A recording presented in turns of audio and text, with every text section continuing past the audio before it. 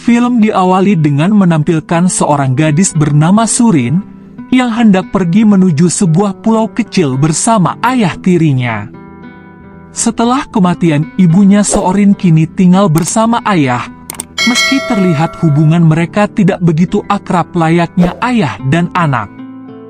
Karena perluan pekerjaan sang ayah, Sorin terpaksa pindah ke lingkungan baru. Surin melanjutkan pendidikannya di sekolah baru. Hari pertama sekolah nampak tidak ada yang spesial baginya.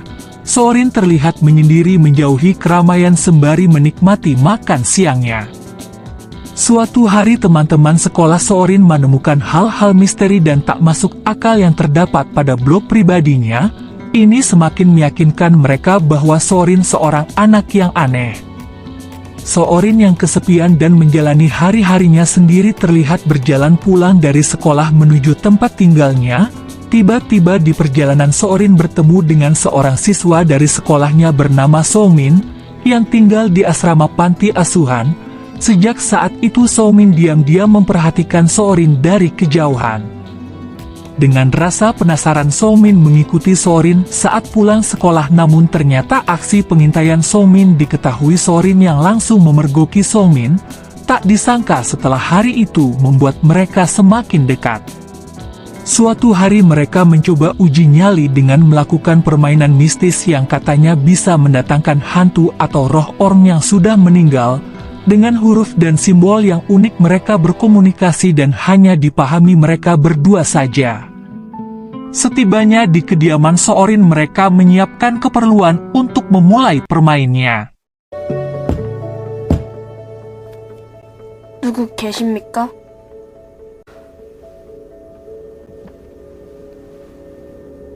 Scene berganti, terlihat mereka semakin dekat dan selalu menghabiskan waktu berdua. Hingga suatu ketika mereka menemukan rumah tua yang telah lama tak berpenghuni.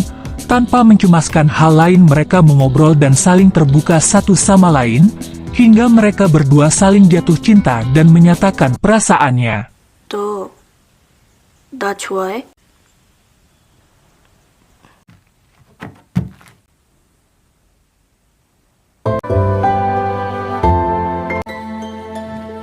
너 배신하면 죽여버린다. Saat pulang sekolah mereka bertemu dengan teman Somin dan berencana untuk pergi ke tempat konstruksi yang akan diledakan, tempat di mana ayah tiri Sorin bekerja. Sesampainya di perbatasan, salah satu dari mereka memutuskan untuk tidak ikut dan pergi pulang. Di tengah perjalanan Sorin memotret teman-temannya sebagai bentuk kenang-kenangan. Semakin dalam menyusuri hutan, mereka akhirnya tiba di depan terowongan konstruksi. Namun meski menunggu cukup lama, tidak ada satupun ledakan terdengar. Hingga tiba-tiba mereka menemukan gua kecil yang terlihat begitu dalam dan hanya cukup dimasuki tubuh kecil mereka. Setibanya di dasar gua, mereka dibuat terkejut oleh sebuah telur yang nampak bercahaya di dalam air. Dengan rasa penasaran, Somin pun menyelam dan mengambil telur itu. Cahaya telur pun menjadi redup setelah dibawa ke permukaan. Salah satu temannya yang bernama Taesik berkata bahwa itu adalah telur monster yang dapat melahap waktu. Taesik mengetahui cerita tersebut dari mendiang kakeknya, bahwa akan ada gua kecil di tiap bulan purnama dan mereka datang di waktu yang tepat. Dalam kisahnya, kakek Taesik berkata bahwa siapapun yang memasuki gua itu akan kehilangan waktu. Anak kecil akan menjadi dewasa dan orang dewasa akan menjadi tua. Di sela perbincangan, Sorin kembali ke dalam gua untuk mengambil jepit rambut peninggalan ibunya yang tertinggal. Tak berapa lama Sorin di dasar gua, tiba-tiba terdengar ledakan yang mengguncang. Sesampainya di permukaan, teman-teman Sorin menghilang dan hanya meninggalkan pecahan telur itu. Scenes pun berpindah memperlihatkan orang tua dari anak-anak yang hilang mendatangi tempat konstruksi itu dan menanyakan keberadaan anak-anak mereka yang hilang pada penanggung jawab konstruksi yang kebetulan adalah ayah Sorin. Di tengah perdebatan, seseorang mengabarkan bahwa salah satu anak yang hilang adalah Sorin. Esok hari pun tiba, polisi dan para orang tua korban mencari keberadaan anak-anak yang hilang. Namun hanya Sorinlah yang ditemukan dalam keadaan pingsan. Setelah siuman, Sorin pun menceritakan kejadian yang ia lalui kepada detektif dan ayah tirinya, namun tak seorang pun yang percaya pada Sorin dan menganggap cerita Sorin tidak masuk akal. Keesokan harinya Sorin berusaha membuktikan perkataannya. Ia kembali ke hutan mencari gua dan pecahan telur yang ia maksud, namun naas Sorin tidak menemukan gua tersebut. Scene berpindah dengan ditemukannya Jaewok, salah satu anak YG, hilang tengah terkubur di dalam pasir dan sudah tidak bernyawa. Sementara itu ditemukan pakaian Taesik dan Jaewok terlipat rapi di halaman rumah mereka. Detektif menjelaskan akan menganalisa setiap rekaman CCTV guna mencari tahu siapa dalang di balik semua ini. Di tengah kesedihan, Sorin dikejutkan suara bising di gudang rumahnya. Ia pun bergegas mengejar seseorang YG berlari ke arah hutan. Yang ia pikir itu adalah Songmin yang telah kembali. Saat kaki Sorin terluka, seseorang memanggil dan benar saja ternyata itu Songmin yang telah berubah menjadi dewasa.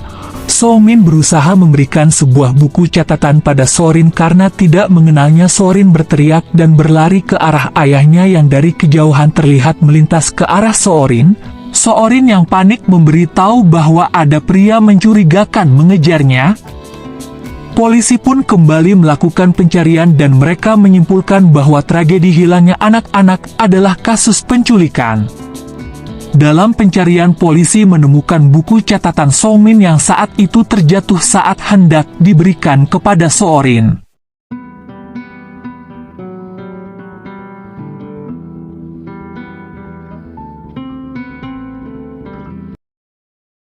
Setelah membaca kisah itu, Sorin kembali ke rumah di dalam hutan untuk mencari Songmin. Setibanya di sana, Sorin menemukan Songmin sedang terduduk ketakutan.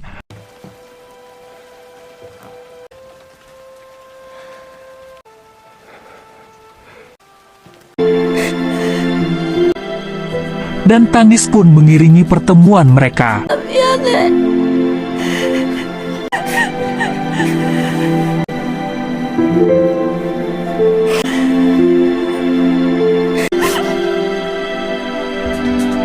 Sejak saat itu Sorin jadi lebih sering menemui Songmin. Sorin membantunya untuk kembali hidup normal dengan merapikan penampilan Songmin dan bertemu dengan teman dan ibu asuhnya di panti untuk meyakinkan bahwa dia adalah Songmin yang telah berubah menjadi dewasa.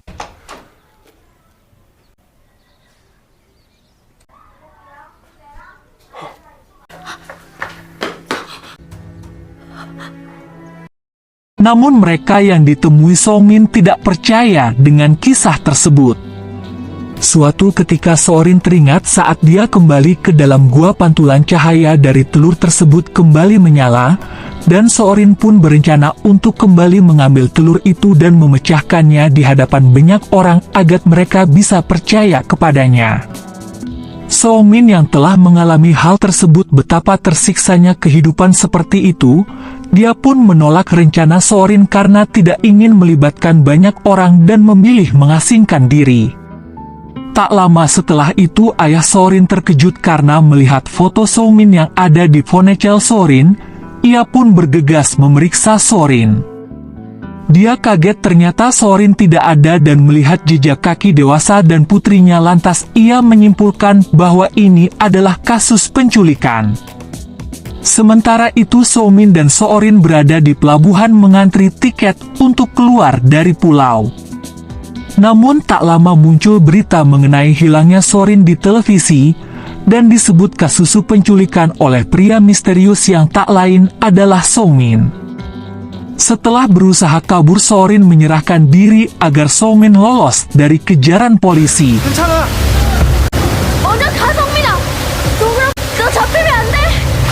Setibanya di kantor polisi, detektif meyakinkan Sorin bahwa Songmin adalah pria jahat yang berusaha mendekatinya dengan mengaku sebagai Songmin kecil.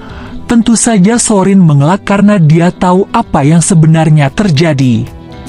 Tak ingin membuang waktu, Sorin pun melarikan diri dari kantor polisi dan bergegas menuju gua untuk mengambil telur tersebut.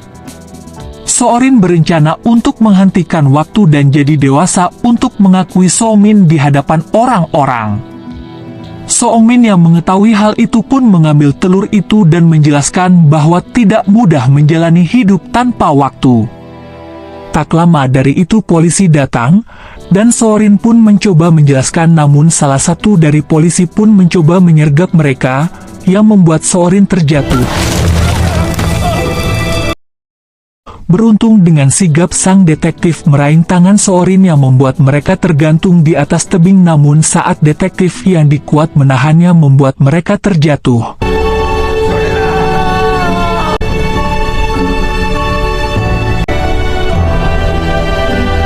Demi menyelamatkan wanita yang dicintainya, Soomin kembali memecahkan telur itu untuk menghentikan waktu.